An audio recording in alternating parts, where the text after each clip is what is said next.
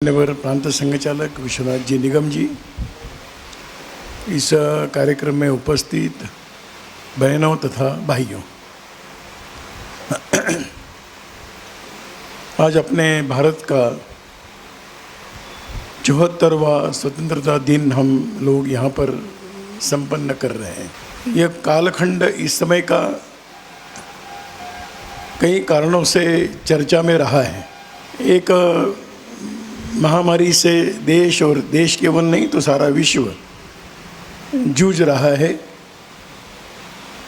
ऐसी घटनाएं कभी कभार होती हैं और जब हम इसका आकलन करते हैं तो अपने भारत की कुछ विशेषता हम सब लोगों के ध्यान में आती है। महामारी का संकट तो सारे दुनिया में रहा, लेकिन जब हम भारत की सब प्रकार की संख्यात्मक जानकारी देखते हैं तो ध्यान में आता है कि यहाँ पर कोरोना ग्रस्त होने का प्रमाण और मृत्यु का प्रमाण भी दुनिया की तुलना में काफ़ी कम है। जब हम इसके कारणों में जाते हैं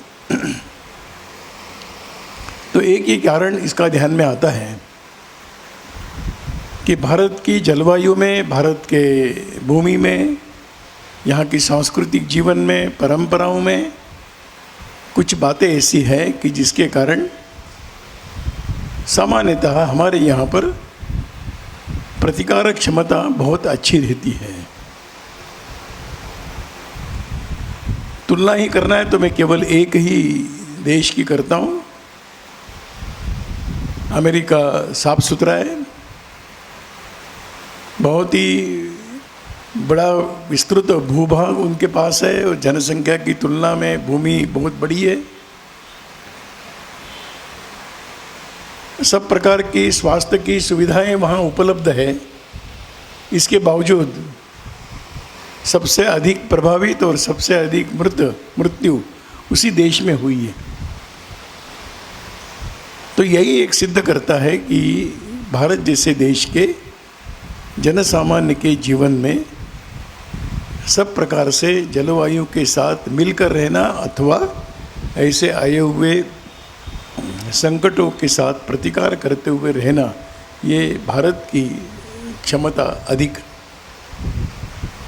और जब हम भारत में भी देखते हैं तो सबसे प्रभावी चर्चा में नाम आते हैं, मुंबई का नाम आता है, दिल्ली का नाम आता है, जहाँ पर थोड़ी अधिक अच्छी व्यवस्थाएं मानी जाती है। और उसकी तुलना में जब हम देखते हैं कि हमारे यहाँ का कई छोटे राज्य ऐसे हैं कि जहाँ पर और मृत्यु दर भी कम है और बीमार होने का भी बहुत कम है। ग्रामीण क्षेत्र में भी नगरों के कारण फैला हुआ है, ग्रामीण क्षेत्र में नहीं है, कष्ट नहीं। और जनजातीय क्षेत्र में हम देखेंगे तो बिल्कुल बहुत ही नहीं के बराबर ये बीमारी है। तो हम भारत में भी कल्पना कर सकते हैं कि किस प्रकार की प्रतिकारक क्षमता यहाँ के जनसामान्यों की रही। उसके चलते इस संकट में भी हमने अपनी अलग प्रकार की पहचान बनाई है।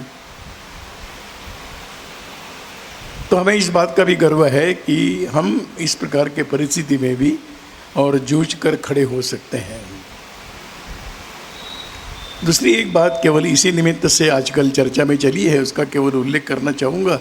स्वतंत्रता दिवस हम मना रहे हैं तो उसका इस बात से संदर्भ है, इसलिए केवल मैं कहना चाहूँगा। देश को स्वतंत्रता प्राप्त होने के लगभग 74वें हम दिन मना रहे हैं। आज हम कह रहे हैं कि देश स्वावलंबी बनेगा। एक लंबा अवधि पारतंत्र गुलामी समाप्त होने के बाद बीता। कई प्रकार के प्रयोग प्रयास इस देश के अंदर चलते रहे, लेकिन हम कई बातों के लिए अन्य देशों पर हम निर्भर रहे।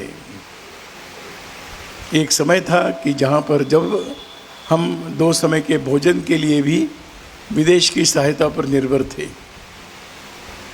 ऐसी कई बातें कही जा सकती हैं और आज भी कई बातों के लिए हम अन्य देशों पर निर्भर हैं। इस कोरोना के इस संकट ने, इस महामारी ने हमको सिखाया है, एक संदेश दिया है कि हम अभी अपने पैरों पर खड़े रहेंगे, क्योंकि दुनिया के कोई भी देश पहले अपना सोचते हैं, बाद में दूसरों का सोचेंगे, और स्वाभाविक है।